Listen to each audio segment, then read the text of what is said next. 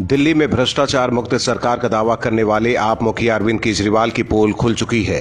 केजरीवाल के मंत्रियों के भ्रष्टाचार का काला चिट्ठा अब एक एक कर जनता के सामने आ रहा है।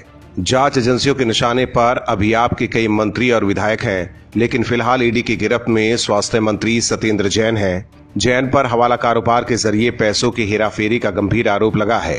हालांकि इसके बाद भी केजरीवाल अपने मंत्री को पाक साफ बताने में जुटे हैं, लेकिन केजरीवाल को अब मोदी सरकार को लेकर एक और बड़ा डर सताने लगा है। दरअसल मुख्यमंत्री अरविंद केजरीवाल का कहना है कि सत्येंद्र जैन के बाद उप मुख्यमंत्री मनीष सिसोदिया भी जेल की हवा खा सकते हैं।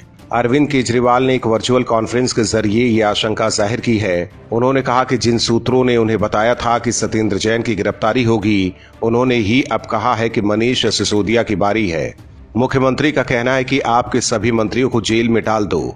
उन्होंने आगे कहा कि फर्जी केस में अब मनीष सिसोदिया को भी जेल भेजने की तैयारी है। मैंने कुछ महीने पहले ही बता दिया था कि केंद्र सत्येंद्र जैन को फर्जी केस में जेल भेजने वाली है।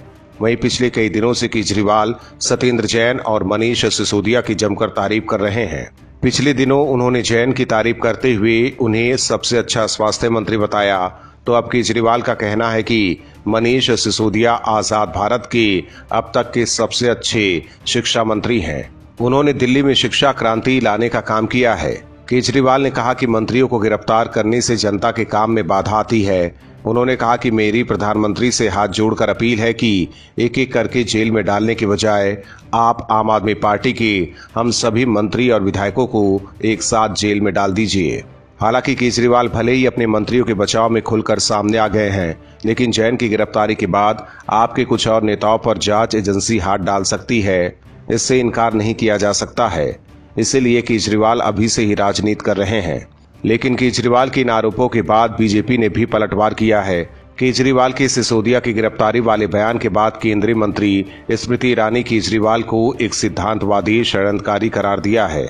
स्मृति ईरानी ने ट्वीट कर केजरीवाल को जवाब देते हुए कहा है कि सिसकने की नकली कहानियों के आगे बढ़ाने के बजाय खुद को बेदाग साबित करना आसान होगा, क्योंकि अब लोग इसे सुनने वाले नहीं हैं।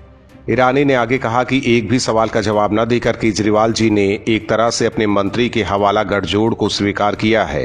और भी वीडियोस देखने के लिए चैनल को सब्सक्राइब करें और बेल आइकन को दबाएं।